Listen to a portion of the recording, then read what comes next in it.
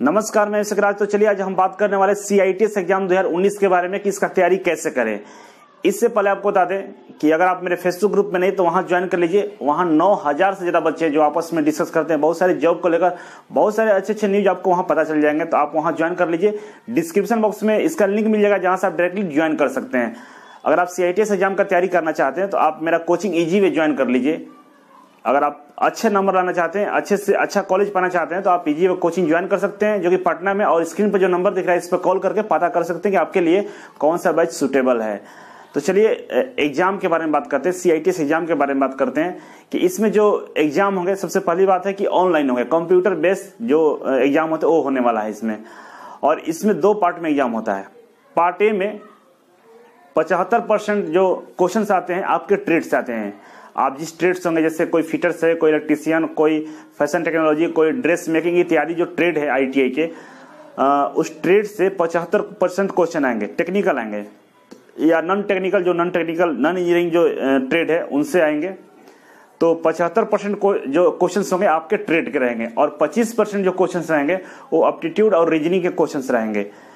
तो जो आपको समय दिया जाएगा वो 2 घंटे दिए जाएंगे। टोटल 100 क्वेश्चन रहेंगे। 100 में से 75 आपके ट्रेड से, 25 नॉन टेक्निकल रहेंगे जैसे रीजनिंग और एप्टीट्यूड रहेंगे। और आपको समय मिलेगा 2 घंटा। 2 घंटे के अंदर में आपको ये क्वेश्चंस करने होंगे।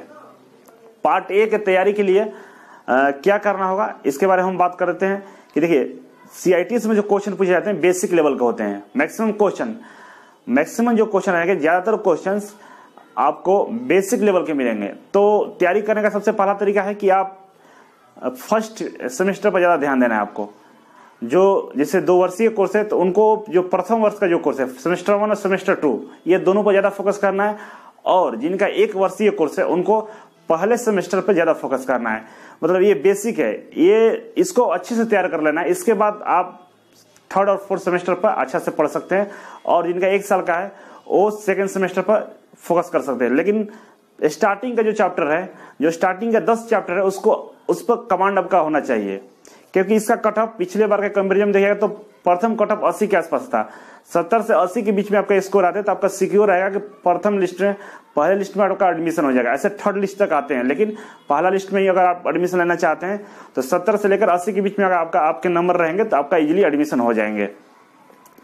और इसके बाद जो वहां पर जो क्वेश्चन पूछे जाते हैं वो मल्टीपल चॉइस क्वेश्चन होते हैं, ऑप्शनल वाले होते हैं। 4 ऑप्शन मिलेंगे आपको, 4 में से 1 सही रहेगा और बाकी 3 गलत होंगे। इस तरीके से क्वेश्चन पूछे जाते हैं।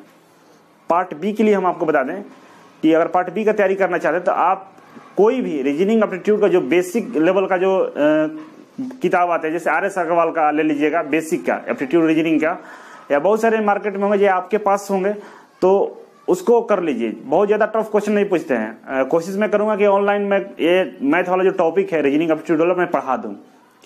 टॉपिक का नाम सुन लीजिए। अगर एप्टीट्यूड का तैयारी कर रहे हैं तो उसमें से number system, average, ratio and proportion, percentage, profit and loss, simple interest, compound interest, time and work और टाइम, स्पीड एंड डिस्टेंस, ये एप्टीट्यूड के टॉपिक है। इसको एक बार अच्छे से पढ़ लीजिएगा।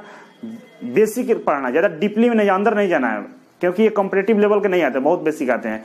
रीजनिंग के लिए बताते हैं कि ब्लड रिलेशन, और इसके बाद कोडिंग डिकोडिंग पढ़ लीजिएगा। Cube and dice, direction and test और बार डायग्राम, पाई चार्ट इत्यादि जो होते हैं रीजनिंग वाले पार्ट, उसको आप कर सकते हैं।